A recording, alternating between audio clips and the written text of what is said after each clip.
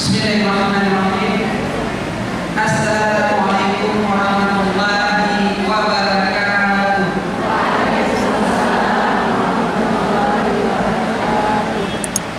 Innal hamdalillah nahmaduhu wa nasta'inuhu wa nastaghfiruh wa na'udzu billahi min shururi anfusina wa min sayyiati yang telah menetapkan kita khususnya kaum perempuan mulia dan syariat Islam. Yang saya hormati Ibu Ketua Majelis Taklim Kampung Kami ya, ini. Kemudian yang saya hormati ini kecilnya ada kecil. Oh, ya itu kecil paling tidak perangkat PKK-nya ada datang ya. Kemudian juga yang saya cintai Ibu Majelis Taklim dan berbagai kampung serta Banda Aceh, tidak ketinggalan para jemaah-jemaah yang senantiasa rutin. Semoga senantiasa mendapat syafaat para malaikat yang cinta kepada majelis-majelis ini. Saya lihat wajahnya hari ini agak banyak semangat sedikit. Walaupun semangat saya agak bergetar, agak takut juga. Takut tanya yang saya jawab. Ibu-ibu yang dirahmati Allah, pada khusus buat sahabat saya, hari ini saya tidak beli buah. Sunnah juga tak apa ya. Bukan perkara banyaknya, biar sedikit yang penting ada. Jadi ya, kebahagiaan itu terpancar dari wajah kita semuanya di sini. Semoga orang-orang beriman itu terpancar dari wajahnya di sini di dalam roda jalan ini karena termasuk ini. Di sini indah-indah, nanti di surga lebih indah lebih cantik lagi. Amin. Amin. Ibu-ibu yang dirahmati Allah, pada kesempatan ini judulnya enak ya, biar ringan ya. Kumpul keluarga harmonis. Kayaknya judulnya ringan-ringan saja. Tapi ternyata problematika umat itu dimulai dari keluarga. Keberhasilan suami itu tergantung keluarga. Keberhasilan anak yang pendidikan dan akidah dan agama juga tergantung keluarga. Keberhasilan ibu sendiri untuk mencapai surga juga tergantung keluarga. Keluarga ini bisa menghantarkan kita ke surga Allah, tapi ingat juga bisa menghantarkan kita ke neraka. Oleh karena itu kita sekarang sedang cerita yang enak-enak saja. Ya, makanya Allah berfirman di dalam Al-Quran, A'udzubillahi minasyaitonir rajim. Bismillahirrahmanirrahim. Qul in kuntum tuhibbunallaha fattabi'uni yuhibbukumullah wa yaghfir lakum dzunubakum wallahu ghafurur rahim.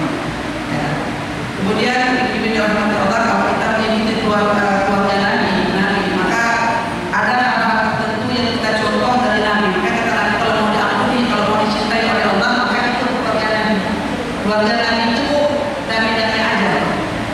Ya, keluarga Nabi itu bermonogami ya bu, tapi Nabi-Nabi aja. Kalau ada gesekan sedikit tidak menjadi juga kita hidupnya di sini. Cuma yang kawannya bu, gara-gara itu tadi dia nggak ibadahnya mainnya. Setiap libur kantor dia main ke. Makanya jangan bikin dia jadi harus susah kepada orang lain. Jadilah komunikasi yang baik sehingga jangan dibuka peluang untuk berbagi kepada orang ketiga. Ingat pesan Nabi, suami itu pakaian perempuan. Suami itu pakaian istri. Istri ini pakaian suami. Kalau kita jelek-jelekkan suami, sama kita membuka pakaian kita sendiri. Jangan jelek-jelekkan suami kepada orang lain. Udah berkurang, ada padunya, berkutis, habis tuh air dibuka. Kalau kita buka air suami, sama aja kita membuka air pakaian kita sendiri. Ibu pernah gak ketemu sama begitu? Pernah. Saya capek dengan begitu. Semua menjadikan suami diceritakan kepada orang lain. Stop bercurhat-curhatan kepada orang ketiga. Itu orang ketiga. Lebih gawat lagi kan curhatnya lewat media massa medsos. Tulisnya status. Pesannya bukan main, lihat suami kayak ini kayak itu, begini begitu lebih baik. Aku berpikir ulang daripada melihat dia tidak hilang. Curhatnya lewat status. Kemudian statusnya dibaca berdua, pokoknya marah. Atau statusnya dibaca dengan rivalnya yang tempat suami. Pantesan ada kesempatan dia curhatnya lewat medsos. Ada lagi curhatnya lewat Facebook, bikin status. Galau. Kenapa? Gak cocok dengan pasangan. Galau. Ini persoalan tadi. Bahaya kalau kita curhat empat kali orang lain. Kadang-kadang ada juga orang ketiga yang keluarga daripada keluarga sendiri. Misalnya mertua.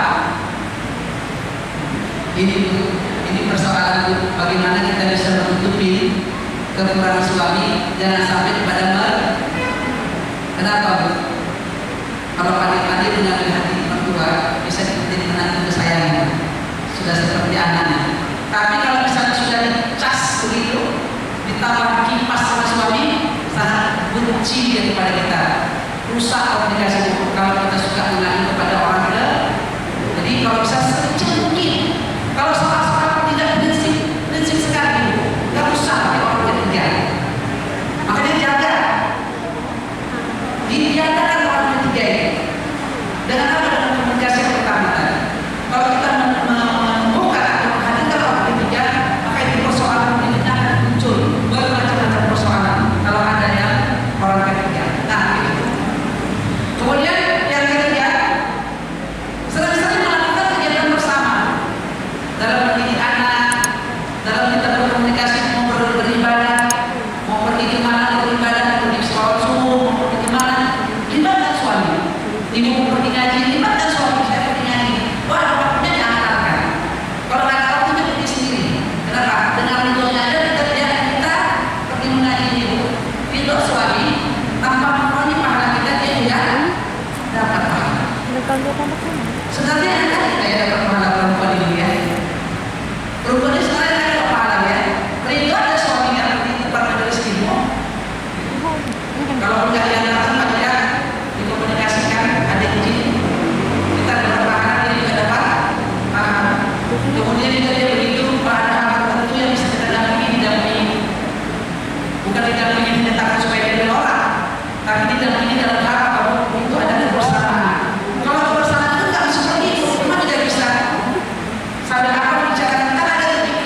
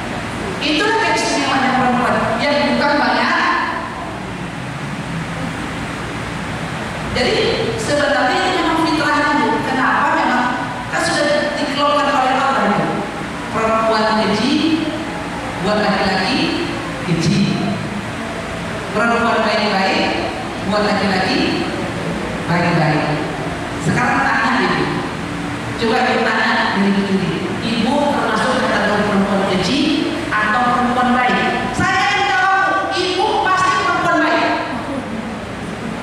Kalau ibu bukan perempuan baik, nggak mungkin berani duduk di dalam masjid. Tadinya ibu perempuan baik. Perempuan baik kan? Sekarang kita coba perhatikan pasangan ibu dia dengan pasangan ibu di rumah sana. Baik atau keji? Saya pernah sering dapat itu pertanyaan, kamu mana ya? Lupa saya. Saya perempuan baik-baik. Kenapa suami saya itu begini-begini?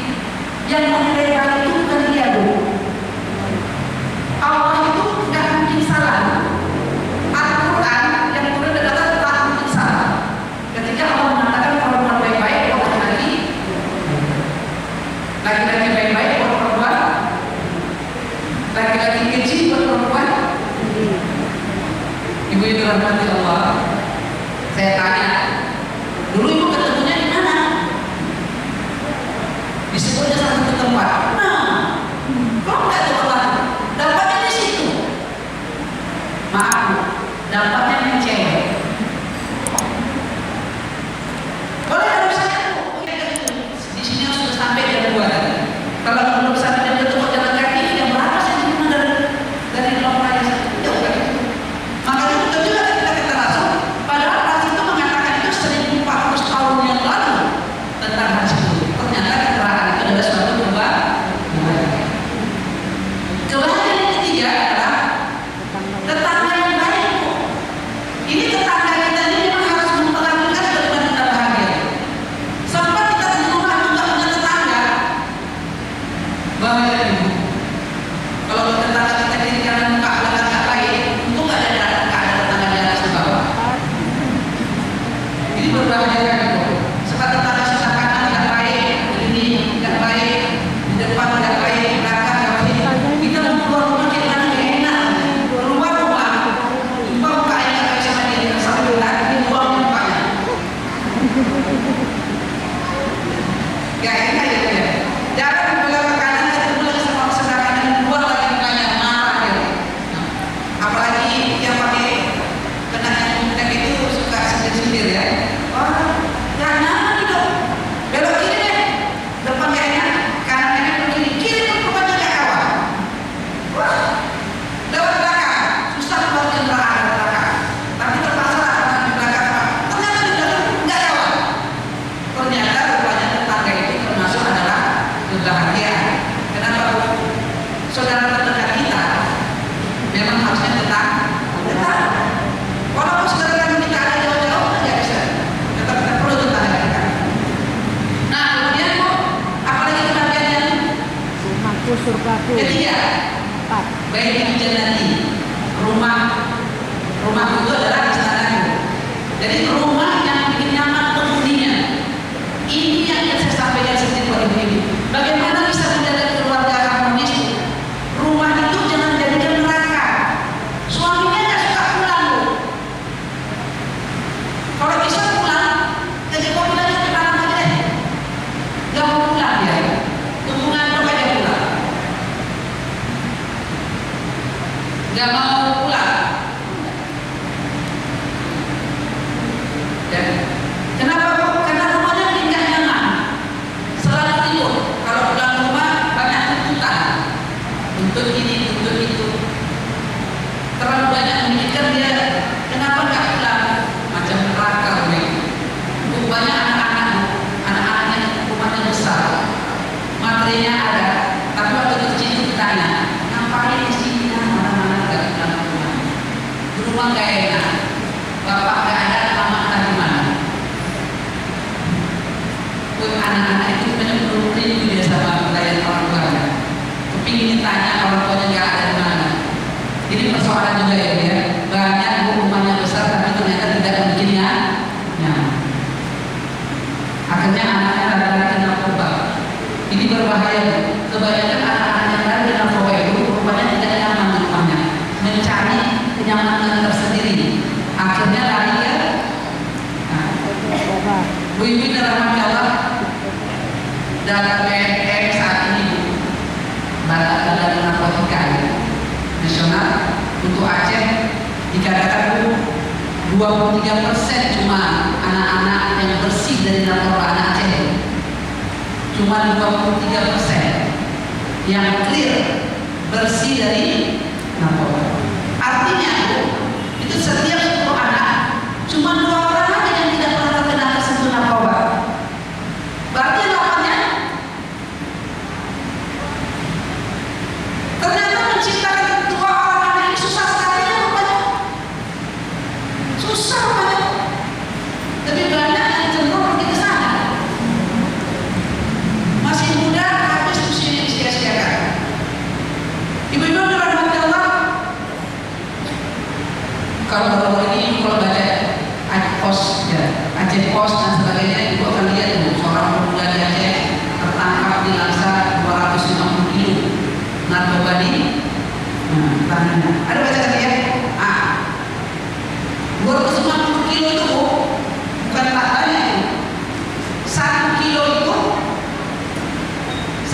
itu 1000 gram.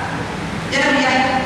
1 gram sabu itu menurut data BNN 1 gram sabu itu harganya 300.000.